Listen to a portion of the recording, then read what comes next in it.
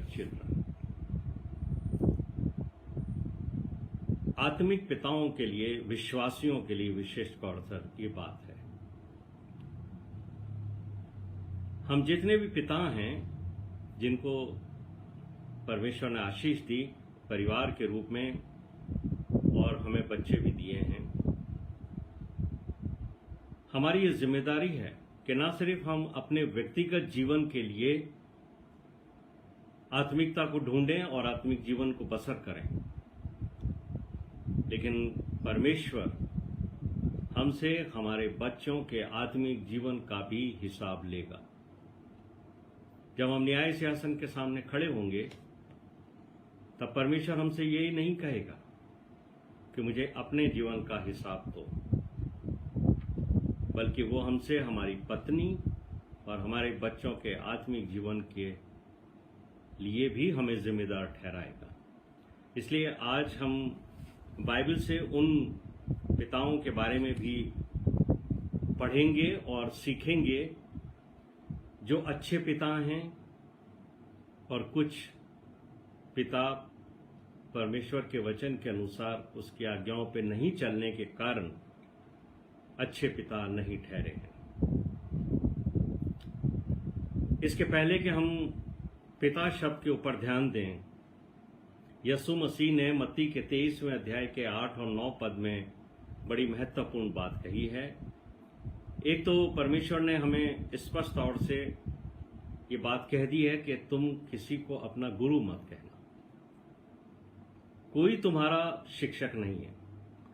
हमारा शिक्षक एक ही है और वो हमारा प्रभु यीशु मसीह है, और अब वो पवित्र आत्मा के द्वारा हमें शिक्षित करता है। इसलिए परमेश्वर का वचन कहता है कि तुम आपस में भाई बहन हो। मैं और आप जितने भी परमेश्वर के वचन का अध्ययन करते हैं, हम भाई बहन हैं। इसलिए न तो हम में कोई व्यक्ति ये समझकर अपने आप को बड़ा समझे कि मुझे परमेश्वर के वचन का बहुत ज्यादा प्रकाशक है और मैं बहुत बाइबल का अध्ययन करके कुछ लोगों से आगे बढ़ गया हूं। हम इस घमंड के, जो स्पिरिचुअल घमंड है, उससे बचें। इसलिए परमेश्वर हमें स्पष्ट तौर से कहते हैं। दूसरा, यीशु मसीह ने कहा है कि तुम इस संसार में किसी को अपना पिता मत कहना, क्योंकि तुम्हारा पिता जो है वो स्वर्ग में है। और मेरे प्रिय भाइयों और बहनों, वही हम सबका पिता है। वो हमारे बाप दादों का पिता था, हमारा है, हमारे बच्चों का है, और लार्जर फैमिली के एक एक व्यक्ति उसको अपना पिता कहता है। तो हम सब आपस में भाई बहन हैं और हमारा पिता एक ही है, और वो है स्वर्गीय पिता, हमारे प्रभु यीशु मसीह का पिता, हमारा भी पिता है। और वही है पिता, क्योंकि हम सब जितने भी सांसारिक जीवन में पिता बन सके हैं आशीष के कारण शरीर से, वो उस पिता की छवि को, उस पिता के गुणों को अपने अंदर लें, और हम कभी उस लेवल तक नहीं पहुंच सकते जो हमारा स्वर्गीय पिता है। हम जब संसार में जीवन व्यतीत करते हैं तो हमारे लिए ये जरूरी है कि हम हमारे स्वर्गीय पिता को अपने सामने रखें और उसके जीवन से, उसके चरित्र से, उसकी बातों से, उसके व्यवहार से सीखें, और वो चरित्र हमारे अंदर आना चाहिए। आज हम जिस बात के ऊपर फोकस कर रहे हैं उसमें good fathers and bad fathers of Bible भी विशेष हमारा ध्यान रहेगा। मैं अपनी बात यहां से शुरू करूंगा कि जब हम पुराना नियम पढ़ते हैं तो हमें मालूम होता है कि वहां अच्छे पिताओं की बहुत कमी है, जो अपने परिवार के आत्मिक जीवन पर ध्यान नहीं देते, और न ही वो अपने स्वयं के आत्मिक जीवन पर भी ध्यान देते थे। और ये शुरुआत पहले परिवार से ही हो गई, जहां हम आदम और हवा के जीवन को देखते हैं। आदम ने भी अपने परिवार पर ज्यादा ध्यान नहीं दिया, और उसी वजह से उसके दोनों बेटों के बीच में इस तरह का प्रेम नहीं था जो जिस पर चलने के लिए बाइबल हमें शिक्षा देती है। और आदम के ध्यान नहीं देने के कारण ही पहला मर्डर जो बाइबल में लिखित रूप से है वो उसी परिवार में। हम इस बात पर ध्यान देंगे कि परमेश्वर ने पुराने नियम में जिन पिताओं का जिक्र किया है, अच्छे भी पिता हैं और कुछ परमेश्वर के नियमों पर नहीं चलने की वजह से अच्छे पिताओं की गिनती में नहीं आते हैं। तो हमें उसका कारण खोजना पड़ेगा कि ऐसा क्या बात है कि पुराने नियम में अच्छे पिताओं की कमी है। पुराना नियम एक सिद्धांत पर काम करता है और वो सिद्धांत ये है कि परमेश्वर जो है वो व्यक्तियों को चुनते थे एक संदेशवाहक के रूप में और लोगों तक भेजते थे कि जाओ और परमेश्वर का संदेश लोगों तक पहुंचा। तो वो एक मैसेंजर के रूप में काम करते थे। इसलिए पुराने नियम में बहुत सारे ऐसे पिता हैं जो परमेश्वर की सेवा के लिए आगे आए, परमेश्वर ने उन्हें चुना, परमेश्वर ने उनसे काम लिया, लेकिन उन्होंने अपने व्यक्तिगत जीवन के ऊपर ध्यान नहीं दिया और उसी वजह से कि उन्होंने अपने व्यक्तिगत जीवन पर, व्यक्तिगत चरित्र के ऊपर ध्यान नहीं दिया, उनके जीवन में बहुत बड़ा फेलियर रहा है। और उसका वजह है कि ये जो पहला सिद्धांत है पुराने नियम का, वो इस बात पर आधारित है कि भविष्यवक्ता भी जाकर कहा करते थे लोगों से, सुनो कि यहोवा क्या कहता है। जो सिद्धांत है, जो थ्योरी बेस था वहां पर, उसकी फिलॉसफी ये थी, कम एंड हियर, आओ और सुनो कि परमेश्वर तुमसे क्या कहता है। बस वो वहीं तक अपनी जिम्मेदारी को महसूस करते थे कि हम लोगों तो परमेश्वर के वचन को पहुंचा दें, बस हमारा काम पूरा हो गया। अब हम कैसा भी जीवन जिए कोई फर्क नहीं पड़ता। लेकिन ये जो फेलियर है उनके जीवन के, वो बाइबल में इसलिए लिखे गए हैं ताकि मैं और आप उन चरित्रों को पढ़ें, उन बड़े बड़े महान महान लोगों के बारे में पढ़ें और सीखें कि परमेश्वर ने उनसे बहुत काम भी लिया, परमेश्वर ने उनसे बातचीत भी करी, उसके बावजूद वो क्यों फेल हो गए। अपने परिवार के सामने एक अच्छे पिता के रूप में अपना चरित्र रखने में हम उससे शिक्षा लें और वो काम ना करें जो उन लोगों ने किए। तो ओल्ड टेस्टामेंट के बारे में मैंने आपको बताया। ये ओल्ड टेस्टामेंट जिस सिद्धांत पर काम करता है वो है, आओ कि यहोवा क्या कहता है, कम एंड हियर। किंतु बहुत से ऐसे पिता हैं जो बाइबल में हैं जो नए नियम के सिद्धांत पे काम करते हैं और नया नियम हमारे प्रभु यीशु मसीह के जीवन पर आधारित है। और यीशु मसीह जिस सिद्धांत पर काम करते हैं वो सिद्धांत है, फॉलो मी, मेरे पीछे आओ। तो जब यीशु मसीह ये कहते हैं कि फॉलो मी, तो मैं और आप अपने जीवन को यीशु मसीह के पीछे पीछे चलाते हैं। और जब हम यीशु मसीह के पीछे चलते हैं तो हमारा जीवन और हमारा चरित्र अच्छा बनता चला जाता है। इसलिए यीशु मसीह ने इस बात पर जोर दिया था कि जो मेरी बातें सुनता और उस पर चलता है उसका घर चट्टान पर बना हुआ है और उसकी नींव मेरे वचन पर होगी, इसलिए वो परिवार गिर नहीं सकता। तो इस सिद्धांत को आगे बढ़ाते हुए पौलुस ने भी जो हमें शिक्षा दी है और चर्च के अगुओं को विशेष करके दी है और हर एक विश्वासी को दी है, वो हमें मिलती है 1 तीमुथियुस 3 अध्याय उसके 4 पद में। और ये बहुत ही महत्वपूर्ण बात है। पौलुस कहते हैं 1 तीमुथियुस चैप्टर 3 वर्स 4 में, जो अपने घर का प्रबंध अच्छा प्रबंध नहीं कर सकता है, अपने घर का अच्छा प्रबंध करने वाला हो, यानी जो नहीं कर सकता है, और जो अपने बाल बच्चों को सारी गंभीरता से डिसिप्लिन में नहीं रख सकता है, वो अच्छे पिता की श्रेणी में नहीं आता है और उसे किसी भी पद पर रहने का कोई अधिकार नहीं। ये जो सिद्धांत है ओल्ड टेस्टामेंट का, कुछ पिताओं का उदाहरण हम यहां देखेंगे। वहां पर भी कुछ अच्छे पिता हैं जिन्होंने अपने बच्चों को अच्छी शिक्षा दी, जो परमेश्वर के आशा और उसकी इच्छा के अनुरूप चले। ऐसा नहीं है कि ओल्ड टेस्टामेंट में सारे पिता अच्छे नहीं थे, कुछ बहुत अच्छे पिता थे। और मैं 1-2 पिताओं का आपके सामने उदाहरण दूंगा और उसमें सबसे पहला जो व्यक्ति है जिसको मैंने आज के लिए चुना है वो है नूह।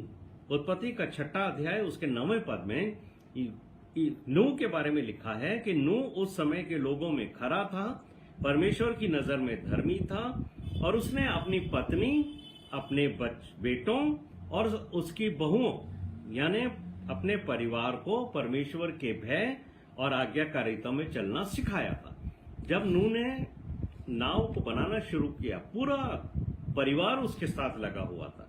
इसलिए परमेश्वर ने नूह से क्या कहा था?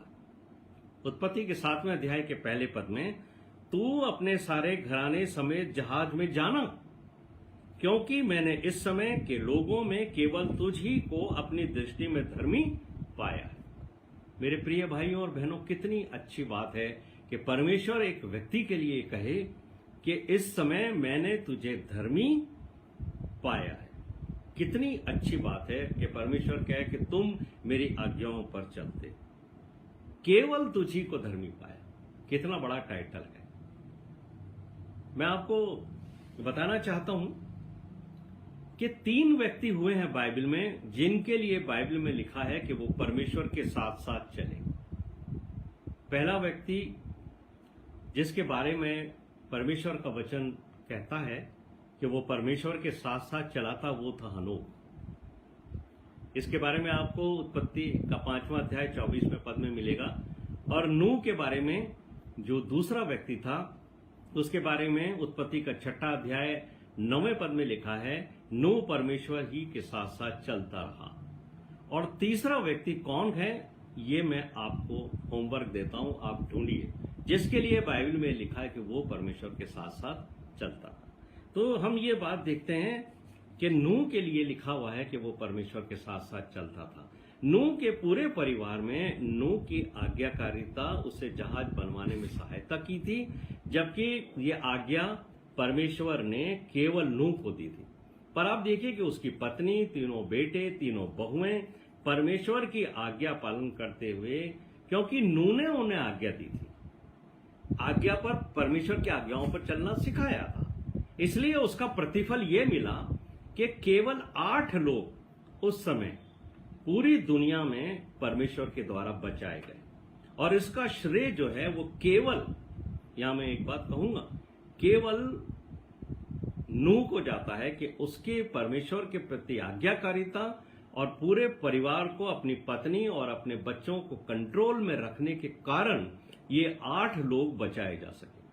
और नूह के बारे में मैं जब स्टडी करा नूह को, तो मैंने देखा वो इतना आज्ञाकारी था परमेश्वर का कि एक छोटी से छोटी बात को भी वो बहुत ही सावधानी से सुनता था और उसके अनुरूप चलता था। आप जब नूह की जहाज की स्टडी करेंगे तो आपको मालूम होगा कि परमेश्वर ने नूह से कहा था कि जहाज में जाते वक्त किस तरह की सीक्वेंस तुझे रखनी है, पहले कौन जाएगा, उसके बाद कौन जाएगा, उसके बाद कौन जाएगा और अंत में कौन जाएगा। परमेश्वर ने उसे कहा था पहले तू जहाज में प्रवेश करना, फिर तेरे बेटे प्रवेश करेंगे, फिर तेरी पत्नी प्रवेश करेगी और उसके बाद तेरी बहुएं प्रवेश करेंगी। और आप बाइबल में देखें, ये सीक्वेंस ही परमेश्वर ने उसको बोली थी कि जब जहाज से तुम बाहर आओगे तब भी तुम्हें यही सीक्वेंस रखनी है कि पहले तू बाहर आना, फिर तेरे बेटे आएंगे, फिर तेरी पत्नी आएगी और फिर तेरी बहुएं आएंगी। और नूह वो व्यक्ति था जिसने इस सीक्वेंस को बिल्कुल डिस्टर्ब नहीं किया। और आप बाइबल का अध्ययन करोगे तो 5 बार ये सीक्वेंस बाइबल में लिखी है। और उसका कारण यह है कि परमेश्वर चाहता है कि नूह को उसके बेटे फॉलो करें, आज्ञाकारिता में बढ़ें, और उनके बाद नूह की पत्नी का नाम, और उसके बाद वो बहुएं हैं जो नूह की पत्नी को फॉलो करेंगी। घर परिवार को चलाने के लिए बहुओं को, जो डॉटर इन लॉज हैं, अपनी मदर इन लॉ को फॉलो करना है, ताकि घर का वैसा प्रबंध करें जैसा उनकी सासू माँ ने पिछले वर्षों में करा है, ताकि वो परिवार एक व्यवस्थित रूप से आगे चलता जाए। तो नूह के लिए लिखा है कि वो एक अच्छा खराब व्यक्ति था, और नए नियम की जो परिभाषा है कि वो अपने घर का प्रबंध सही तरीके से करता था, अपनी पत्नी, अपने बच्चों को परमेश्वर की आज्ञाकारिता में चलाता और डिसिप्लिन में रखता था। और दूसरा चरित्र जो मुझे मिलता है वो है अब्राहम का चरित्र। अब्राहम के लिए लिखा है उत्पत्ति के 22वें अध्याय 1 से 14 पद में कि अब्राहम ने जिस पुत्र को परमेश्वर से प्राप्त किया था वो उसके बुढ़ापे का पुत्र था और वो अति प्रिय था। लेकिन जब परमेश्वर ने उससे कहा कि इस प्रिय पुत्र को भी तू मेरे लिए चढ़ा दे, तब ये देखिए कि क्या उसका प्रेम था परमेश्वर के लिए कि वो अपने बेटे को लेके चला। और जब वो उस पहाड़ पर जाने लगे तब उसने अपने जो सेवकों से कहा था कि ये मेरा बेटा और मैं परमेश्वर की आराधना करके वर्शिप करके वापस लौट आएंगे। और जब ये ऊपर जाने लगे तो उस लड़के ने, इसहाक ने, जो करीब 25-30 वर्ष का रहा होगा, 35 वर्ष का भी हो सकता है, उसने अपने पिता अब्राहम से पूछा था कि हे पिता, आग भी है, लकड़ियां भी हैं, लेकिन बलिदान के लिए भेड़ कहां है? परमेश्वर के दास अब्राहम ने क्या कहा था कि भेड़ का उपाय परमेश्वर स्वयं करेगा। और जब वो ऊपर चले गए तब हमने अभी पढ़ा था, सिस्टर ने जो अध्याय पढ़ा उसमें क्या लिखा था कि अब्राहम ने वेदी बनाई, जेनेसिस चैप्टर 22 वर्स 9 में, और लकड़ी को चुन चुन कर रखा और अपने पुत्र इसहाक को बांधकर लकड़ी के ऊपर रखा। आप देखिए कि एक 30 वर्ष का लड़का जिसमें बहुत बल है, शक्ति है, और अब्राहम तो करीब 100 वर्ष के थे जब ये बेटा इसहाक पैदा हुआ था, तो अब्राहम की आयु जो है वो काफी बड़ी हो गई थी। उस वृद्ध व्यक्ति में इतनी ताकत नहीं थी कि वो अपने बेटे को जबरदस्ती बेगर उसकी इच्छा के बांध करके ऑल्टर के ऊपर लिटा दे। पॉसिबल नहीं है जब तक कि उस बेटे की सहमति ना हो कि मेरा पिता जो कर रहा है मैं उसको सहयोग करूं। तो हम अब्राहम के बारे में तो बहुत बात करते हैं कि अब्राहम परमेश्वर का बहुत ही आज्ञाकारी था और उसने अपने बेटे को भी दूर नहीं किया, लेकिन मैं यहां कहना चाहूंगा कि उसका बेटा इसहाक भी अपने पिता को देखता था कि मेरा पिता अपने परमेश्वर का कितना आज्ञाकारी है, तो मैं भी अपने पिता का उतना ही आज्ञाकारी बनूं।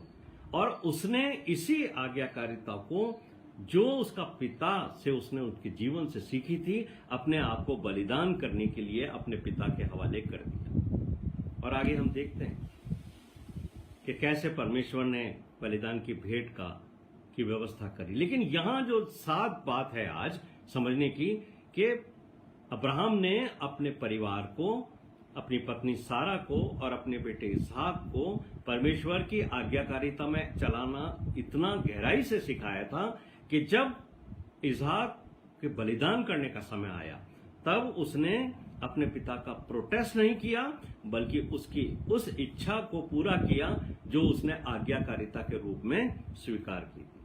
तो बच्चे जो हैं वो अपने पिता को परमेश्वर के प्रति आदर, प्रेम और आज्ञाकारिता से भरे हुए जीवन को जब देखते हैं तब वो उस मार्ग के ऊपर चलते हैं। इसलिए पिताओं का अपने बच्चों के सामने एक ऐसा आदर्श जीवन रखना जरूरी है ताकि परमेश्वर की आज्ञाकारिता में चलते हुए वो अपने बच्चों से ये कह सकें जो हमें नीति वचन के 23 अध्याय 26वें पद में मिलता है।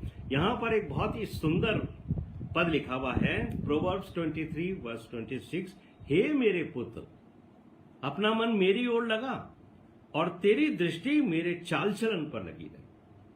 कितनी सुंदर बात है कि एक पिता अपने बच्चों से कहे कि तुम्हारा मन मेरी ओर लगना चाहिए, मुझे देखो, मेरे चरित्र को देखो, मैं कैसे अपने स्वर्गीय पिता की आज्ञाकारिता में चलता हूं और उसकी एक एक आज्ञा को पालन करता हूं। मेरे प्रिय भाइयों और बहनों, एक गॉडली फादर ही अपने बच्चों से ये कह सकता है कि अपना ध्यान मेरे ऊपर लगाओ।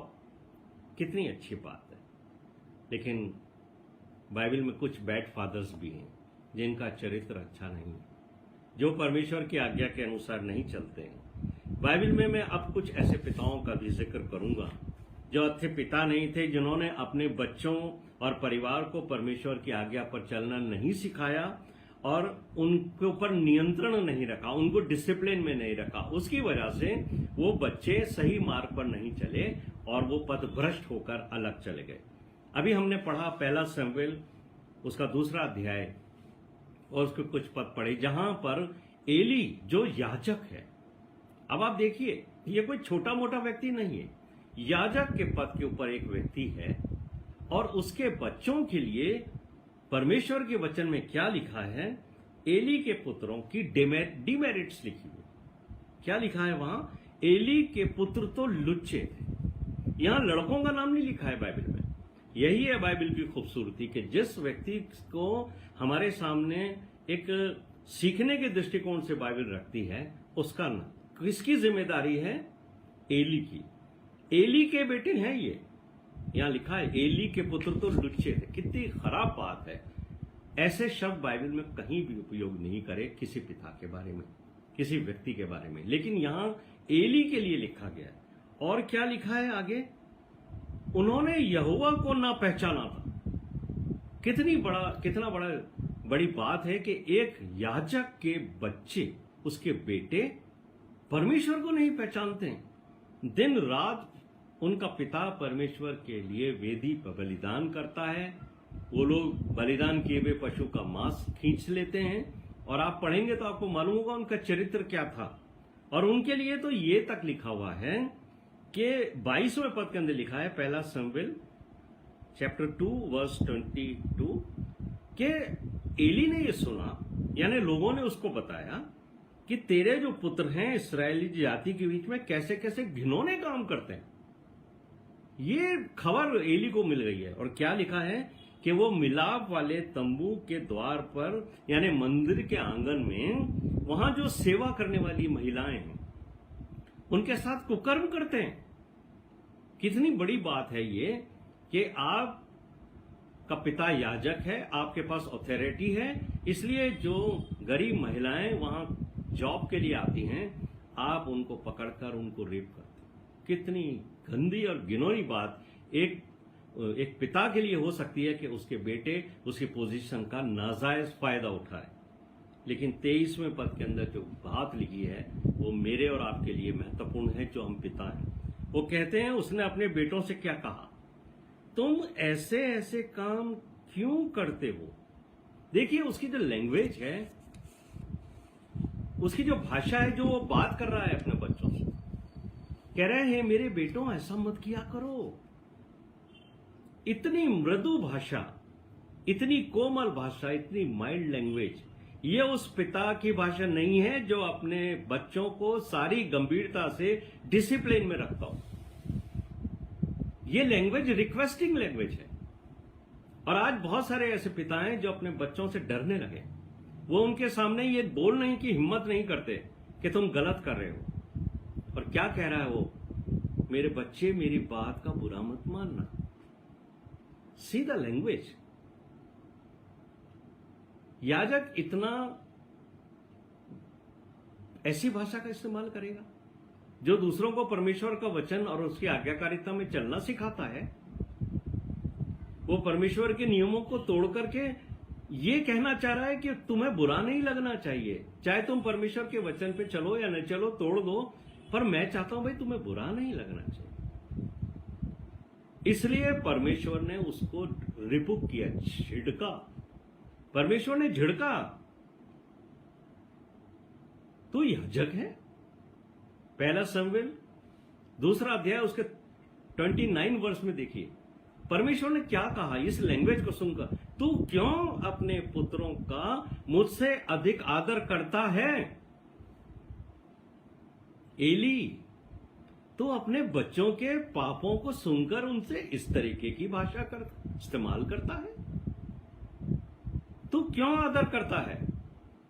किसका? मेरा नहीं करता, बल्कि तू मुझसे ज्यादा अपने बच्चों का आदर करता है। और एली का जीवन भी कोई अच्छा जीवन नहीं था। हो सकता है आपको मेरी बात अच्छी नहीं लगे, मैं जजमेंटल नहीं हूं, जज नहीं कर रहा हूं, पर मैं आपको बताना चाहता हूं कि एली ने क्या किया था। आप जानते हो कि जब हन्ना मंदिर के द्वार पर प्रार्थना कर रही थी, वो एक दुखी लड़की है, उसका विवाह हो गया है, कई वर्ष हो गए, और उसके घर में बच्चे की खुशी नहीं है, बच्चे की आवाजें नहीं गूंजती हैं। तो एक लड़की विवाह के कई वर्षों बाद तक जब मां नहीं बन पाती है, उसकी पीड़ा वो समझती है। हमारी बहनें जिन्होंने बच्चों को जन्म दिया है वो उस पीड़ा को समझती हैं, इसलिए वो दुखियारी है। दुखी होकर वो परमेश्वर के भवन में आकर प्रार्थना कर रही है और एली वहां बैठा हुआ है। और एली की लैंग्वेज देखिए, पहला शमूएल पहला अध्याय उसके 14वें पद में एली उस दुखियारी लड़की से क्या कह रहा है, अरे तू कब तक नशे में रहेगी? अपना नशा उतार। एक महिला जो दुखी है, प्रार्थना कर रही है, वो एली को नशे में लग रही है और नशे का आरोप लगा रहा है कि तू कब तक नशे में रहेगी। और जो बेटे, उसके अपने बेटे जो व्यभिचार के नशे में डूबे हुए हैं, वो उसको दिखाई नहीं देते। यह है एली का चरित्र। ऐसा पिता जो याजक के पद पर बैठा हुआ है, अपने परिवार को सही मार्गदर्शन नहीं दे सका। यानी परमेश्वर ने फिर उसको एक ऐसी सख्त सजा दी कि जब आप पढ़ोगे इस बाइबल को तो आपको मालूम होगा कि एली और उसके जो दोनों बेटे थे, वो तीनों एक ही दिन के अंदर मारे गए। तीनों को एक ही दिन में मृत्यु का सामना करना पड़ा। परमेश्वर मिटा डालता है हमें संसार में से। आज भी बहुत से ऐसे याजक हैं, और मैं बिल्कुल स्पष्ट बात करता हूं कि बहुत सारे क्लर्जी ऐसे हैं, बहुत सारे हमारे चर्च के लीडर्स ऐसे हैं जिनको मंडली में दूसरे लोगों के, दूसरे परिवारों में, दूसरे बेटे बेटियों के अंदर परिवारों में बहुत कमियां दिखाई देती हैं, लेकिन बावजूद उसके कि वो उच्च पदों पर बैठे हैं, उन्हें अपने परिवारों के बारे में कुछ दिखाई नहीं देता। कई बार जो है हम देखते हैं कि हम दूसरों के बारे में टीका टिप्पणी करते हुए सुनते हैं। कई बार पुलपिट के ऊपर से भी पत्थर फेंके जाते हैं लोगों पे, लेकिन उनको अपने बच्चे नहीं दिखाई देते, अपने परिवार के बारे में उनकी आंखें बंद होती हैं। और ये इसीलिए पौलुस जो हैं, पॉल बहुत ही अच्छे तरीके से स्पष्ट बात में कहते हैं। पहला तीमुथियुस 3 अध्याय उसके 4 और 5 के अंदर पौलुस उन सब को, केवल याजकों को नहीं, केवल परमेश्वर के पासवानों को नहीं, अध्यक्षों को नहीं, बल्कि जितने भी चर्च लीडर्स हैं, चाहे वो किसी भी कमेटी के मेंबर हों, चाहे वो कमेटी के पदों पर बैठे हों, चाहे वो पासवान हों, चाहे वो यूथ के लीडर्स हों, चाहे वो विमेंस विंग्स के पदाधिकारी हों, या हैं चाहे वो संडे स्कूल के टीचर्स भी हों, याद रखिए कि परमेश्वर का वचन पॉल के द्वारा क्या कहता है 5वें पद में, कि जो कोई अपने घर ही का प्रबंध करना न जानता हो तो परमेश्वर की कलीसिया की रखवाली वो कैसे करेगा। और शैतान घूमता फिरता है ताकि वो किसी न किसी को पाप में फंसाकर मार डाले, फंसा दे, वो गिरा दे। और जब पद परमेश्वर की ओर से हमें मिलता है मंडलियों में, तब हम बहुत खुश होते हैं, क्योंकि उससे हमें आदर मिलता है। लेकिन हम उस आदर को इसलिए प्राप्त कर लेते हैं, कई बार हम प्राउड फील करते हैं, लेकिन याद रखिए यीशु मसीह ने कहा था, जिसे ज्यादा दिया गया है उससे ज्यादा हिसाब लिया जाएगा। तो आपको अगर पद मिला है तो पद के साथ परमेश्वर के वचन पर स्थिर रह करके लीडरशिप करने की जिम्मेदारी आपकी है। बाइबल में कई ऐसे उदाहरण हैं, इसलिए लिखे हुए हैं ताकि हम उससे शिक्षा को प्राप्त करें। और एक बच्चे के जीवन में की सब आवश्यकताओं को पूरा करना के साथ साथ परमेश्वर ने पिताओं को यह भी कर्तव्य दिया है कि जब उनके विवाह की आयु आती है तब उनके विवाह का भी समय के ऊपर प्रबंध करना एक पिता की जिम्मेदारी है। और हमारे सामने अब्राहम का एक ऐसा अच्छा चरित्र है कि जब उसने देखा कि मेरे पुत्र इसहाक के विवाह की आयु हुई, तब उसने अपने सबसे विश्वासी सेवक को बुलाया और उसको कहा, उसने, हम भी आज के जीवन में भी हम जो हैं वो अपने लोगों में, अपने मंडलियों में अच्छे लोगों को जो हमारे से प्रिय हैं, जो परमेश्वर के वचन के अनुसार जीवन जीते हैं, हमें उनकी सहायता लेनी चाहिए। जब एक परमेश्वर का दास अब्राहम अपने सेवक के ऊपर विश्वास कर सकता है, तो हमें भी लोगों पर जो आत्मिक जीवन में अच्छे हैं उन पर विश्वास करना चाहिए। लेकिन यहां जो बात सीखने की है कि अब्राहम ने अपने सेवक से 2 बात स्पष्ट तौर से कही। पहली बात तो उसने ये कही थी कि मेरे ही परिवार में से, मेरे ही लोगों में से मेरे बेटे के लिए पत्नी लाना। तो ये जरूरी है कि हम विश्वासियों के अंदर में से ही अपने बच्चों के लिए जीवन साथी को लाएं, क्योंकि यदि अविश्वासी हमारे घरों में आएंगे और अन्य जातियों की लड़कियां या अन्य जातियों के लड़के हमारे बच्चों के साथ विवाह करेंगे, तो परमेश्वर का वचन कहता है कि अविश्वासी का विश्वासी के साथ कोई भी संबंध नहीं, उनका मेल हो ही नहीं सकता है। इसलिए हमें, यदि हम किसी बच्ची को अपने परिवार में ले आए हैं, तो अब हमारी जिम्मेदारी है कि वो हमारे परमेश्वर को जाने और उसके आत्मिक जीवन के अंदर उसको बढ़ाया जाए। इसके पहले कि आपके बच्चे किसी अन्य जाति या स्वजाति के प्रेम जाल में फंस जाएं। ये जवानी की डिजायर भी होती है, ये उम्र ऐसी है, स्वाभाविक है कि हम अपोजिट सेक्स की ओर आकर्षित होते हैं और ये बायोलॉजिकल नीड भी है। तो आप अपने बच्चों के जीवन साथी का चुनाव परमेश्वर से प्रार्थना करके शुरू करिए, जैसे अब्राहम ने अपने सेवक को यह आज्ञा दी और उसने भी प्रार्थना की। बच्चों के जीवन साथी का चुनाव बिना प्रार्थना के आपने करा तो आप सांसारिक तौर से निर्भर होगे, लेकिन परमेश्वर का वचन हमें बताता है कि हमें बच्चों के लिए प्रार्थना करके और परमेश्वर की इच्छा जाननी चाहिए, लेकिन साथ ही साथ हमें बच्चों की इच्छा भी जाननी चाहिए। कई बार ऐसा होता है कि बच्चे हमारे सामने अपने पसंद के लड़के को या लड़की को रखते हैं कि हम इनसे विवाह करना चाहते हैं, लेकिन आप एकदम से बच्चों की बात को खारिज मत करिए, उनकी जो चॉइस है उसको एकदम से रिजेक्ट मत करिए, बल्कि पता कीजिए कि क्या वो लड़का या वो लड़की मेरे परिवार का सदस्य बनने के योग्य है या नहीं, मेरे बेटे को या मेरी बेटी के लिए वो जीवन साथी सूटेबल है या नहीं। जाइए, पता कीजिए, मिलिए लोगों से, उनके बारे में पता कीजिए। और खासकर जब आप लड़की का विवाह करते हैं, लड़के की क्वालिफिकेशन, उसके इकोनॉमिक पोजीशन, उसकी स्टैंडिंग और सबसे ज्यादा उसके परमेश्वर के साथ संबंधों को जांचिए। देखिए कि क्या वो व्यक्ति जिसका हमारे बच्चों के साथ विवाह होने वाला है, क्या वो परमेश्वर की आज्ञाकारिता में जीवन व्यतीत करता है या नहीं करता। वरना वो व्यक्ति जो परमेश्वर के वचन के अनुसार नहीं चल रहा है, वो भी अविश्वासियों से ज्यादा फर्क उसके जीवन में नहीं।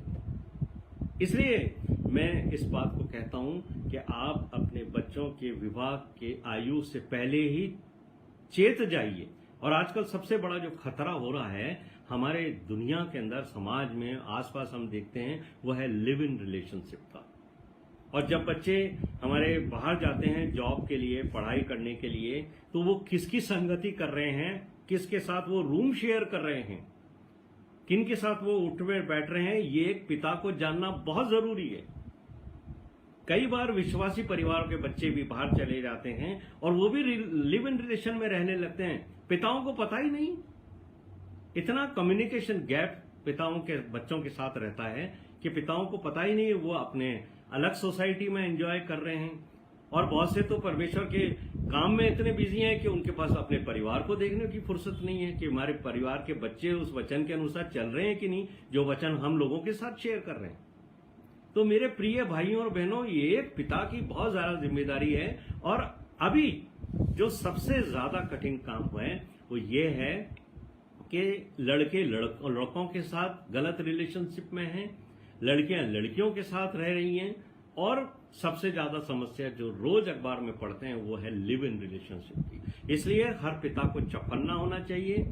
बच्चों से प्रत्येक दिन बात कीजिए, वीडियो कॉल कीजिए, देखिए कि बच्चे कहाँ उठ रहे बैठ रहे हैं। और मैं तो पिताओं को इस बात के लिए एनकरेज करूंगा कि वो सरप्राइज विजिट करें अपने बच्चों के, जहां वो रहते हैं, चेक करें कि वो किसके साथ रूम शेयर कर रहे हैं। ये बुरा नहीं है, ये बच्चों के ऊपर की स्वतंत्रता में व्यवधान डालना नहीं है, लेकिन ये जानना है कि क्या हमारे बच्चे जो हैं वो सही रिलेशनशिप में हैं या नहीं, कहीं वो गलत रिलेशनशिप में फंसकर गलत लोगों के साथ अपना जीवन शुरू तो नहीं कर रहे हैं। क्योंकि जैसे ही आप एक पिता के रूप में बच्चों को बाइबल की चेतावनी और शिक्षाएं देते हो और उनको आगे बढ़ाते हो, तो शैतान जो है वो कोई मौका नहीं छोड़ता कि वो आपके बच्चों को चरित्र को बिगाड़े। लेकिन आपकी क्या जिम्मेदारी है, वो परमेश्वर का वचन बुक ऑफ डिट्रोनॉमी चैप्टर 6 1-7 में स्पष्ट तौर से कहता है।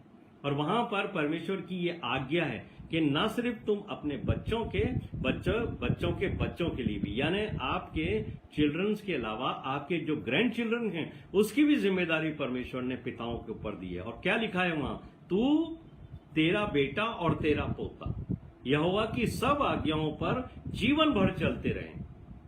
जीवन भर, ऐसा नहीं है कि जब बच्चे बड़े हो गए, और आजकल बच्चे हमारे घरों में 12th क्लास तक रहते हैं, उसके बाद हमारे बच्चे जो हैं वो पढ़ाई के लिए बाहर चले जाते हैं, फिर वो जॉब में चले जाते हैं, फिर उनका विवाह हो जाता है। तो जो कुछ शिक्षा आपको उनको देनी है वो शिक्षा 12th क्लास तक आप उनको दे सकते हैं, और वही उनकी नींव होगी जो परमेश्वर के वचन के अनुसार होगी। उससे वो कभी इधर उधर नहीं भटकेंगे, और शैतान काहे उनको कितना भी फंसाए फुसलाए, लेकिन वो गिरेंगे नहीं। इसलिए जब वो आपके घर में हैं तो डिट्रोनॉमी के अंदर क्या लिखा है कि घर में बैठे हुए, रास्ते में चलते हुए, घर में लेटे हुए कहानी किस्से संसार की बातें मत करो, पर परमेश्वर के वचन को उठते बैठते उनको सिखाते रहो ताकि वो उस पर चले। एक पिता को जब बच्चों के जीवन साथी का चुनाव करे तो इस बात को ध्यान रखना है कि उसे हाँ में हाँ नहीं मिलानी है,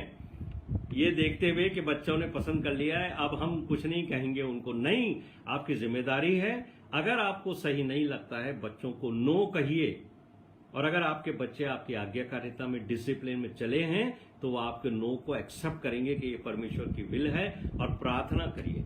अगर उसी व्यक्ति से परमेश्वर आपके बच्चों का विवाह कराना चाहता है, मैं बच्चों को भी एनकरेज करता हूं जो विवाह के योग्य हैं, बेटे और बेटियां, उन्हें अपने पिता का आज्ञाकारी होना है।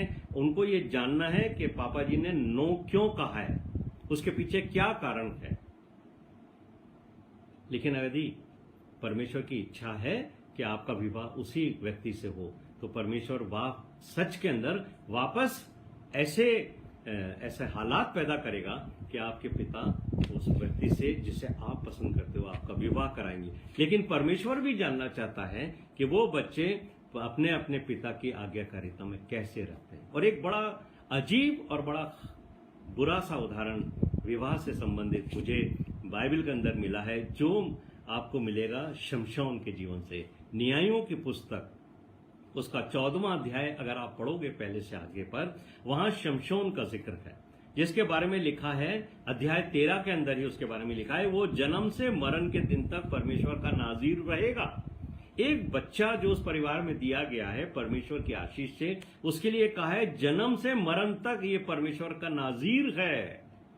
लेकिन उसके माता पिता ने उसकी परवरिश सही नहीं की, और वो एक पलिश्ती स्त्री के प्रेम जाल में ऐसा फंस गया कि उसने माता पिता को भी अपने फेवर में मना लिया।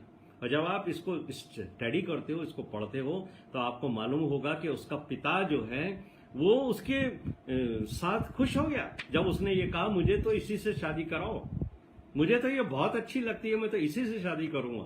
तो क्या लिखा है, शमशोन के पिता ने लड़की के घर जाकर भोज का आयोजन किया। ही वॉज एग्री, चलो भाई पापा भी खुश हैं, बेटा खुश है, पापा भी खुश है, अब चलो भोज कराओ।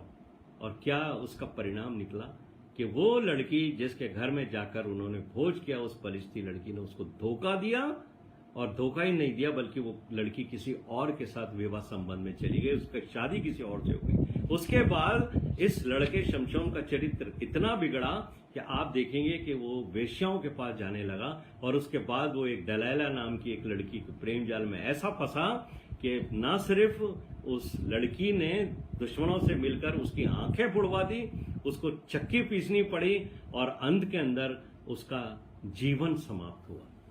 मेरे प्रिय भाइयों और बहनों, मैं आपसे विनती करता हूं, अगर आप पिता हैं और परमेश्वर ने आपको ये जिम्मेदारी दी है, तो आप अपनी पत्नी को भी डिसिप्लिन में रखें, क्योंकि कई बार बच्चे अपनी माँ को अपने फेवर में कर लेते हैं, और 2-3 जने मिलकर फादर को प्रेशराइज करते हैं कि वो काम करे जो परमेश्वर के वचन के विपरीत है। लेकिन नहीं, परमेश्वर का वचन आपसे कहता है, ये नए नियम का सिद्धांत है कि मैं और आप यीशु मसीह के पीछे चलें। यीशु मसीह ने परमेश्वर पिता की आज्ञाकारिता को 100% निभाया, कहीं उसने कॉम्प्रोमाइज नहीं किया। आपको भी जब एक पिता के रूप में जब आप आते हो अपने परिवार को की अगुवाई करने के लिए, लीडरशिप करने के लिए, तो मैं आपसे ये कहना चाहता हूं कि परमेश्वर के वचन से कभी कॉम्प्रोमाइज नहीं करना, वरना परमेश्वर के न्याय शासन के सामने आपको बहुत दंड भुगतना पड़ेगा। प्रभु हम सबको जो पिता लोग हैं इस वचन के द्वारा आशीष दे और इसको समझ